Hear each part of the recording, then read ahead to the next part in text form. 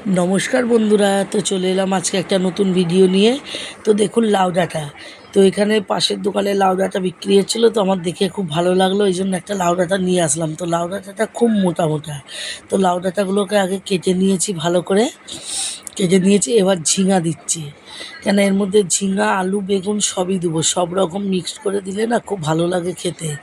তো আমি এর মধ্যে এই যে ঝিঙাগুলোকে ছাড়িয়ে নিচ্ছি, দেখুন ঝিঙা ভালো করে ঝিঙা ছাড়িয়ে নিয়ে তো এবার ঝিঙাটা দিয়ে দেবো। ঝিঙাটা ভালো করে কেটে নিচ্ছি। তো ঝিঙার পুরো মানে খোলটা ভালো করে ঝিঙাটা ছাড়িয়ে নিতে হবে। ঝিঙাটা যদি না ছাড়ানো ওই ভালো করে একটু থাকলে যদি তিতা হয় তখন তো বুঝে যাবে না। এই যে ঝিঙাগুলোকে পুরো কেটে নিয়েছি। কেটে নেবার পরে হচ্ছে যে এবার আমি এই যে ঝিঙাগুলোকে ধুয়ে নিয়েছি, নিয়ে এই যে ঝিঙাগুলোকে এবার আমি ছোটো ছোটো করে কেটে নেবো।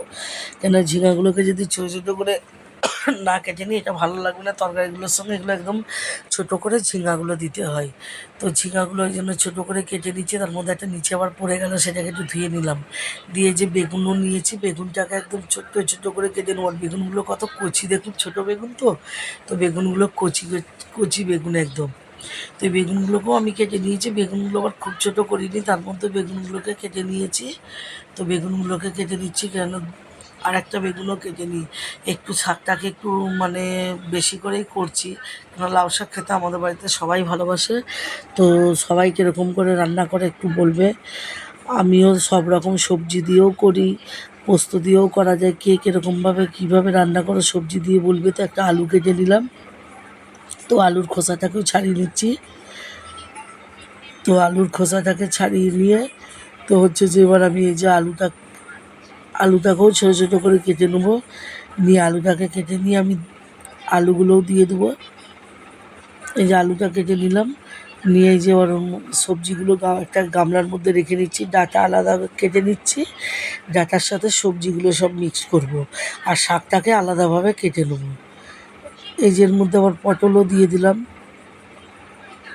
পটলও দিয়ে দিচ্ছি। সবাই কীরকম করে সবজি দিয়ে খান একটু আমাকে বলবেন।